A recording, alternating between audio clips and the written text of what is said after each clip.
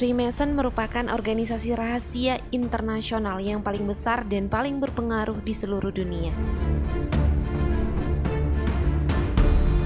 Freemason sendiri terdiri atas dua kata, yakni free yang artinya bebas atau merdeka, dan mason yang artinya pembangunan. Paham yang dikembangkan oleh Freemason sendiri merupakan materialisme dan humanisme sekuler, dengan semboyan liberty, equality, fraternity. Freemason memiliki sandi dan ritual rahasia yang digunakan untuk berkomunikasi.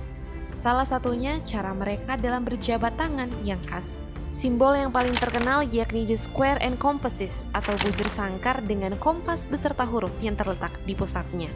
Pada 1738, Gereja Katolik mengutuk Freemason karena adanya keprihatinan loji-loji masonik serta ritual rahasia yang dilakukannya. Lalu pada abad ke-19, Vatikan menyebut Mason sebagai sinagog setan.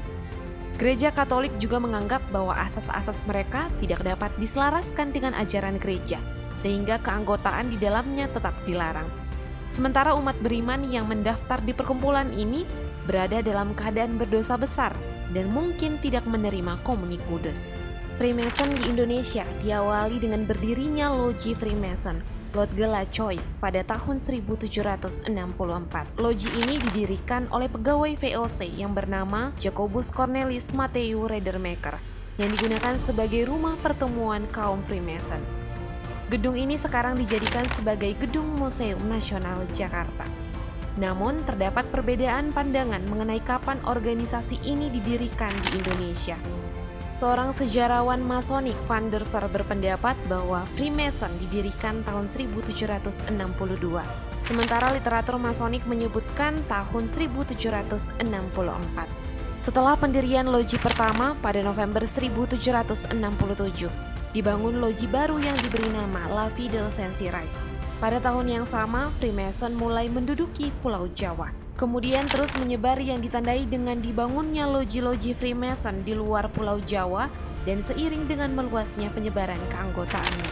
Bersamaan dengan masuknya Jepang ke Indonesia, semua loji Freemason ditutup, anggota terikat di penjara dalam kamp interniran. Fase kemunduran Freemason yang terjadi di Indonesia berhubungan langsung dengan adanya ketegangan antara Indonesia dan Belanda pada 1950-an. Kemudian pada 27 Februari 1961, Presiden Soekarno menandatangani Undang-Undang Komando Tinggi Militer yang melarang organisasi Freemason karena tidak selaras dengan kepribadian nasional dan memiliki dasar serta sumber yang berasal dari luar Indonesia.